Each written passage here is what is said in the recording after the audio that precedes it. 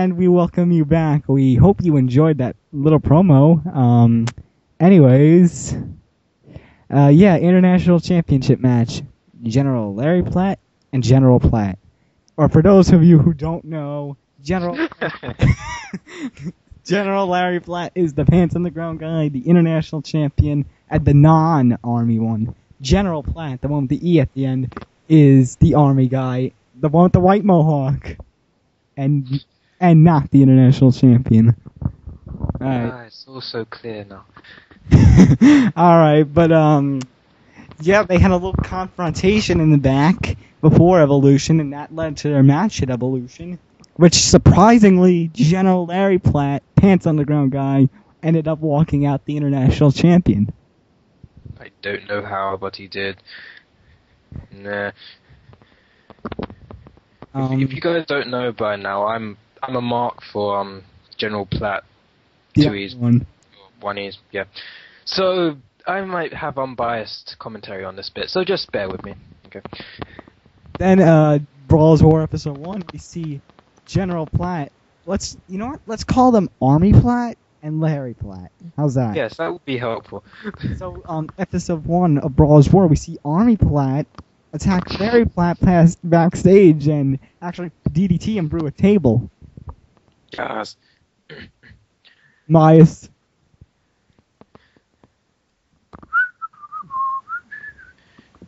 Alright, I'm moving on to Episode 2 of Brawl.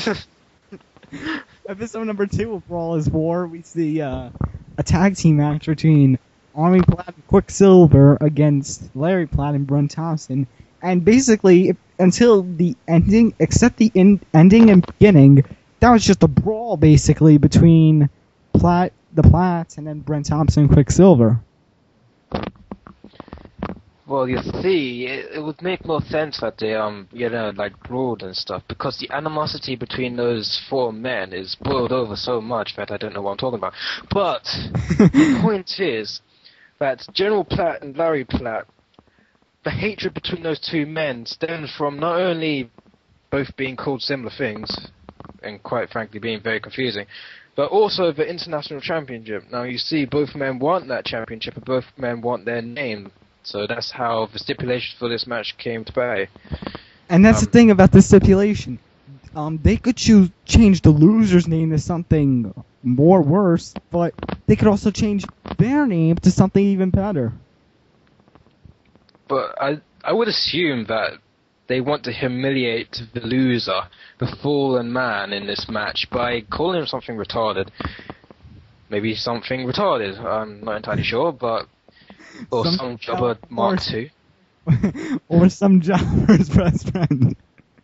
Yeah, some jobber's best friend. Make it now! Whoever wins, if you're listening to this, name the other guy's some jobber's best friend. Yes, do it. Okay, but the thing is about this match, we move on to Brawl is War Episode number 3. It was, Army Platt against Brent Thompson in a non-title match, and Army Platt actually strained his ankle during the match.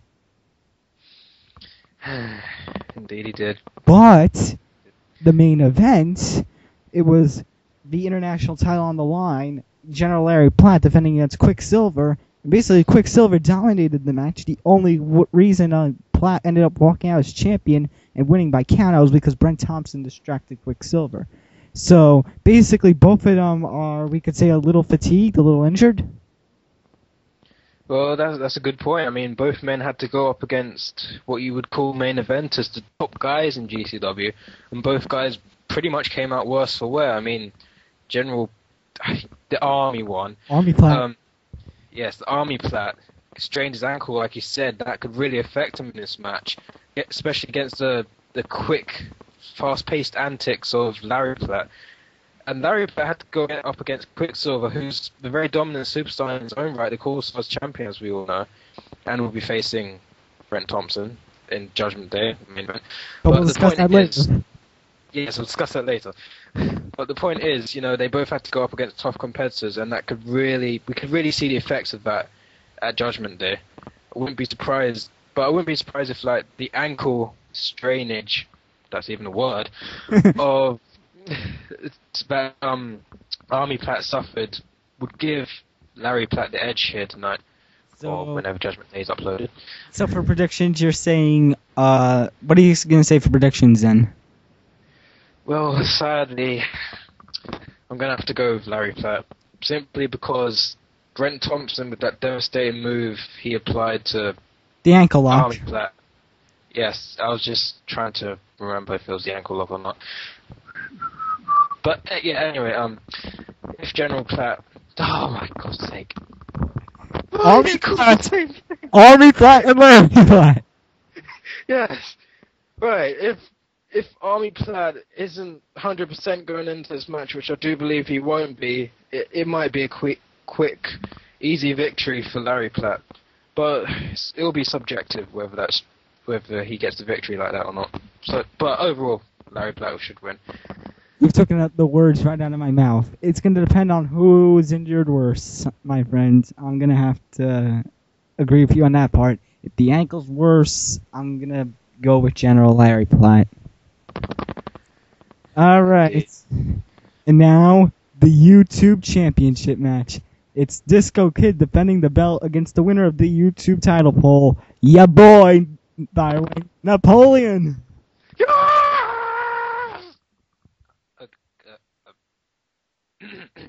I apologize. That was unprofessional. It was unprofessional.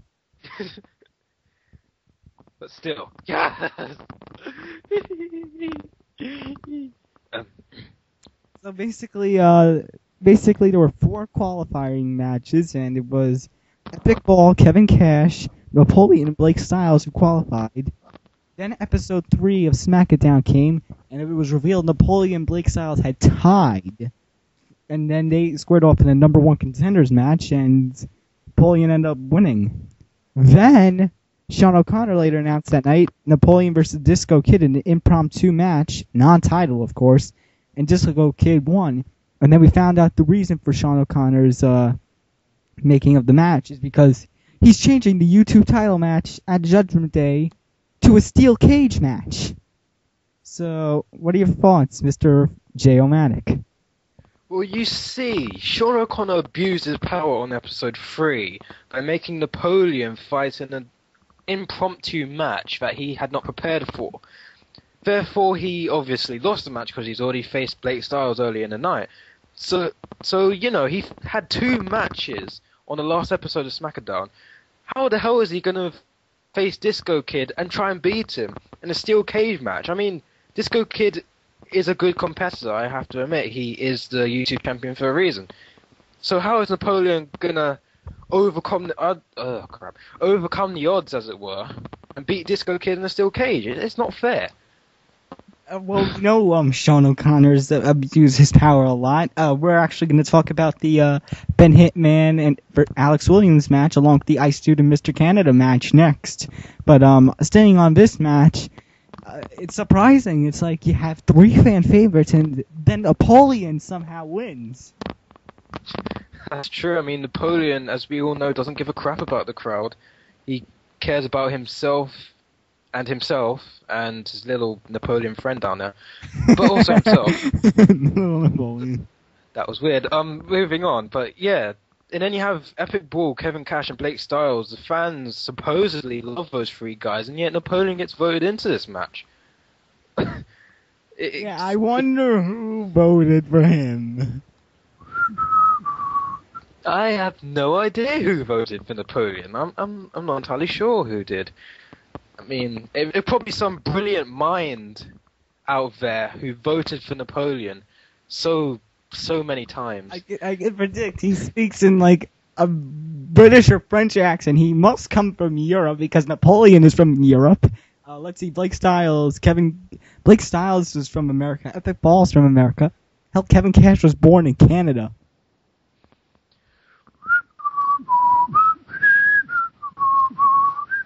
And predictions. Okay, I want Napoleon to win, but honestly, I very much doubt he'll be 100% going into this match, so Disco Kid will win. I'm going to say Disco Kid, but not for the fact that Napoleon's going to be hurt, for the fact that the Disco Kid is basically a cruiserweight competitor, and he's just going in there and using all his hurricanranas and stuff.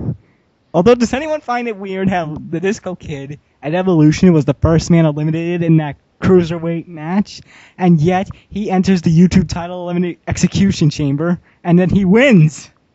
Yes, I was quite angry about that, but as he did edge. As a certain WCL league says, it's so inconsistent. Indeed it is. But, meh, what are you going to do? Alright, and now, before you go to the next part, enjoy the little promo we have for the Ice Dude, Ben Hitman, Sean O'Connor, Team Canada situation, whatever, for the Ben Hitman Alex Williams match and the GCW Championship match. Until then, see you on the next part.